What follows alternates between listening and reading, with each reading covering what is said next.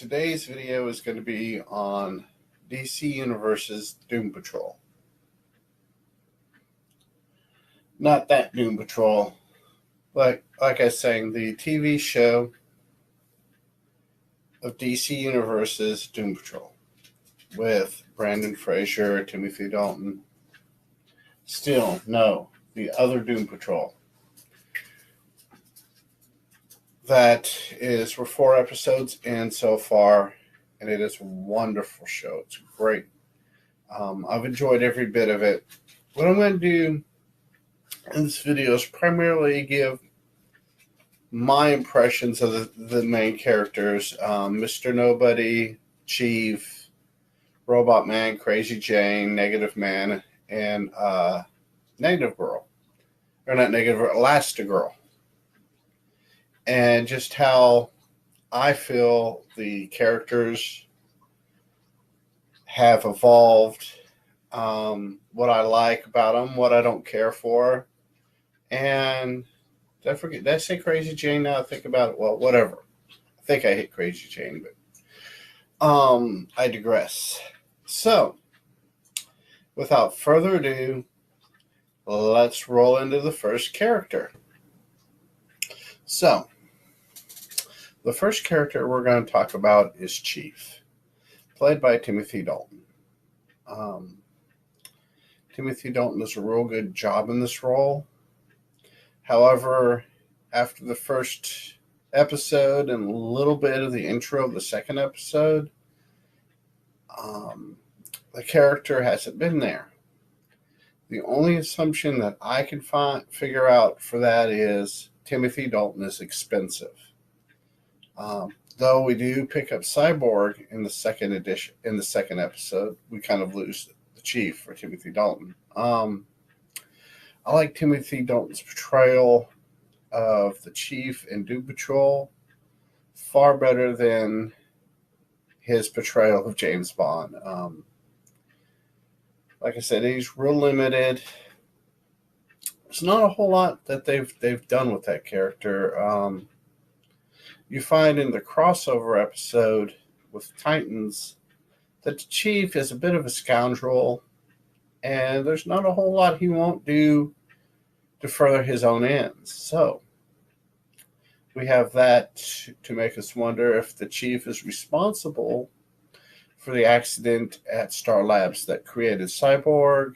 I mean, there's other questions coming up. Oh yeah, I forgot to say this is the first segment. I'm going to try to keep this as spoiler free as possible, but there is no guarantees. Though the relationship between Cyborg's father and the Chief are rather strained. I just wonder how they're gonna play that out. If they're gonna play out the Chief was responsible for the accident that created Cyborg and was manipulating things for his own ends, knowing that the father could construct Cyborg. We don't know. Like I said, if there's going to be any, and if they play that card, is there going to be any animosity between Cyborg and the Chief? So there's no telling. Like I said, the Chief's character in the TV show is kind of limited. I didn't follow the comics when I was reading a lot of comics. I know of the Doom Patrol because they crossed over into some of the comics that I was reading. But by and large, this is a whole new story, a whole new storyline, a whole new facet of this particular DC universe that I'm learning, being exposed to as we go along. So, with that being said, we'll move on from the Chief into Crazy Jane. Well, now we were discussing Crazy Jane, who is probably the Doom Patrol's ex machina. She's got 64 personalities, and each personality has its own individualized superpowers. So, for convenience and story writing, she's basically, that's what she's there to serve, as a Deus Deus Ex Machina. Deus Ex Machina. Gotta learn how to talk. Gotta remember words. Um, but that's her character. The actress Diane Guerrero, who got her start on Orange is the New Black, plays the role really well. She takes on the characters fairly easily. Each of the personalities, she plays them well. Or I should say, in the 4 episodes that we've seen, she's been able to adapt personality. The personality changes just boom, boom, boom as we go, and she's doing a really good job with the character. I imagine the writers, from what I've seen so far, are trying to keep from being dependent on using her different personalities as a bailout to save the team. But we can only see if this becomes a crutch, the series will go downhill really quickly. But if they use it correctly and they use it judiciously, I think she'll be a good character, and it'll play out well. As far as the script writing goes for this character, it's really good. They're doing a good job staying true to Grant Morrison's vision of the character from the original comic. And saying that, let me clarify that with comments that I've heard from people that I know that have read the Grant Morrison run of Doom Patrol, and things I've read online. I have no first-hand experience with that. So, with that being said,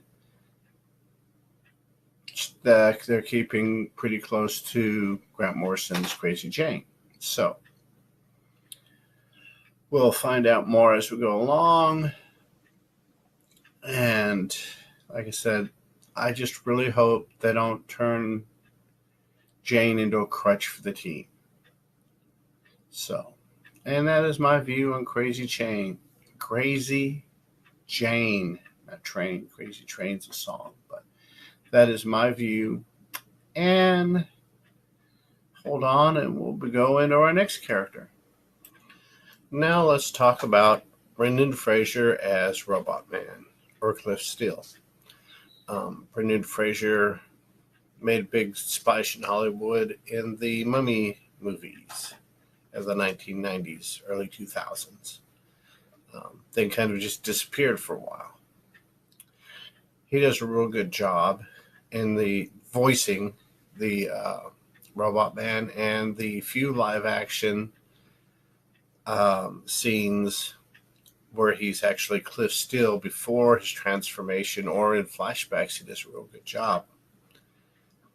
I like the character of Robot Man, aka Cliff Steele, simply because he is the every guy. He's you, me, the kid down the street, the girl around the block. That's what Cliff is. That's what Robot Man is. As far as transformation goes, he probably went the furthest, both physically and mentally. I mean, when you're introduced to everybody like this,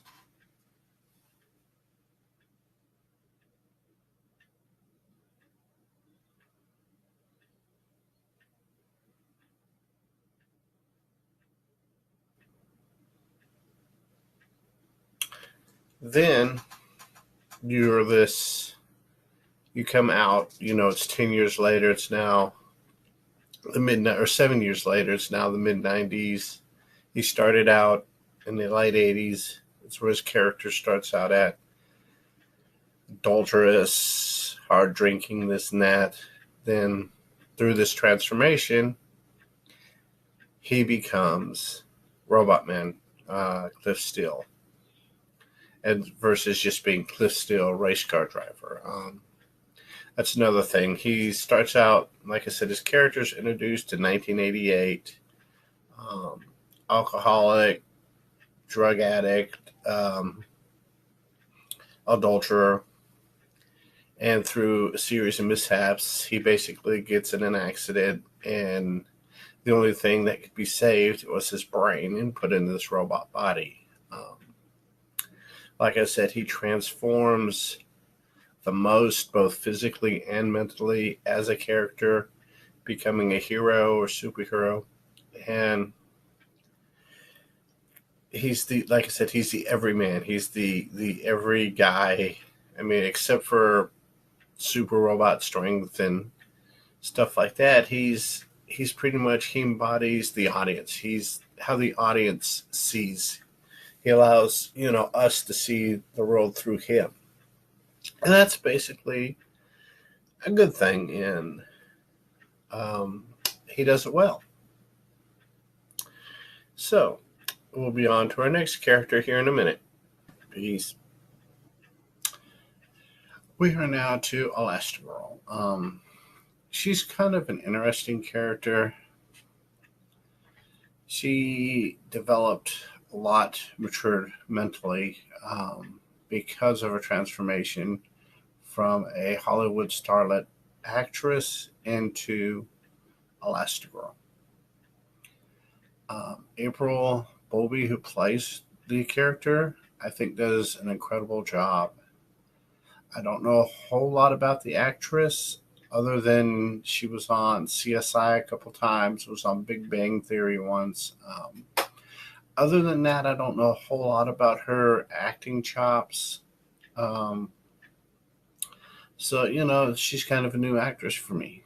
I like what she does with this role. I like the way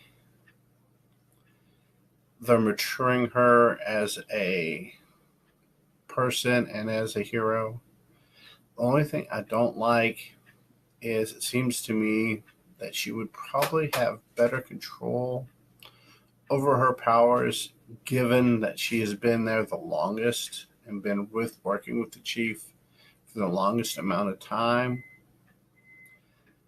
And for me, and this is a very, very minor gripe about her character, but all in all, her transformation so far from panicky, downright cowardice to stepping up and becoming a hero through these 4 episodes, she's done a real good job. The writing's been good for it. The actress has done it well, and overall, they're doing a really good job with this character. So, and that's about all I have on Elasti-Girl. Now we're on to Matt Bomer's character, Larry Trainer, or Negative Man. Don't know a whole lot about Matt Bomer other than the fact that he was born and raised in Spring, Texas, graduated from Klein High School, and his father was a draft pick for the Dallas Cowboys in 1971. Other than that, really not familiar with him in any TV shows or movies or anything. But he does play, or I should say voice, the Negative Man really well. The actor who's actually wrapped up in the bandages does a real good job of conveying thoughts or what's being said. The interaction with everybody is top notch. Then again, the character Larry Trainer's in bandages, so you don't have to worry about syncing up the voice to lip movement, but you still got to sync up the voice and inflections in the voice to body language. And they're doing a real good job of that on the show. Like I said, I am very pleased with the show. I haven't really seen a whole lot that I can call as a negative to this character. Everyone else is just real minor negatives, But this one, there's nothing really stands out as a positive, but nothing really stands down as a negative. We will find out in time how they write the character, how they play the character out, how this is all going to flush out. So I'm waiting to see. I hope they do a good job with it. This character has a lot of potential. So with that being said, that's all I have on Negative Man. We are now down to the very last one I'm doing for this particular video. It's Alan Tudyk as Mr. Nobody. And boy, does he pull this role off.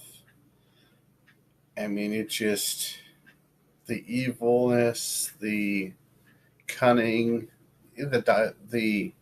his narration in the first part and the second, or the first episode and the second episode are so spot on.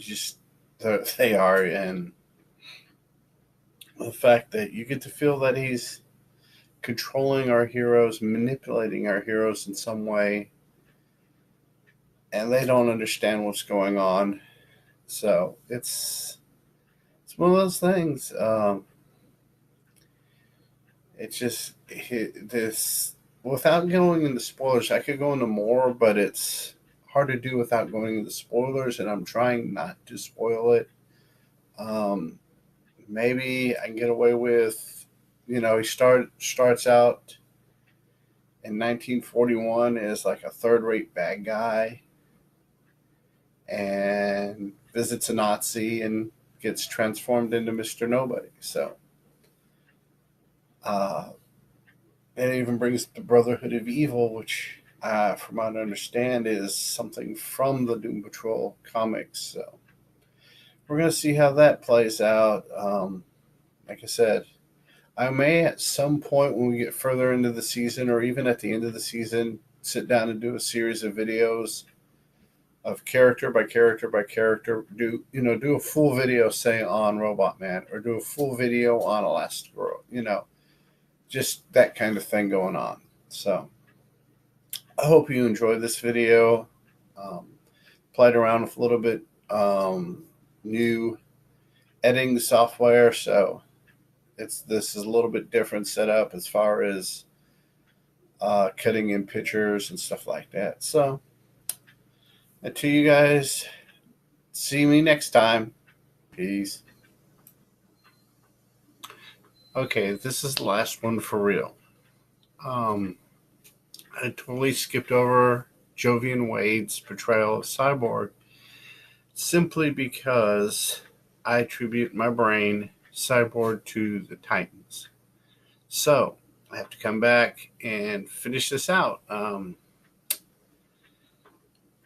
This is really going to have to grow on me, to be honest with you.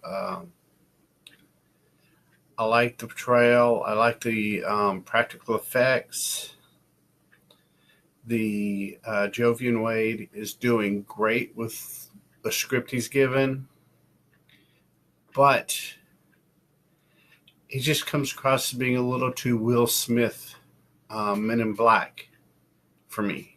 I think they need to tone it down, tone the comedic side of that down, because the dramatic or the serious stuff that he does really, really well, does really good writing, but a lot of the humor, it just stinks of Will Smith and Men in Black. So that's just how that is. It makes a good addition. And the playing him off of Robot Man for who's actually leading everybody is a real good play, real good call. It's written well.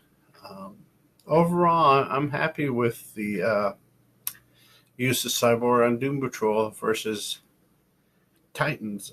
They may port him and they may import him over to Titans at some point, or they may spin him off on his own show. I don't know. I think the actor who plays him could take bouncing between shows or even his own show. So, yeah, overall, like I said in the first ending, with Mr. Nobody, uh, there are my complaints are very few and they're very minor complaints. There's nothing serious, nothing just going to jump out and make me not watch the show. But we are only 4 episodes in, and the fourth episode's a two-parter. So we'll find out how it goes, and we'll find out how they play everybody. So until next time, peace.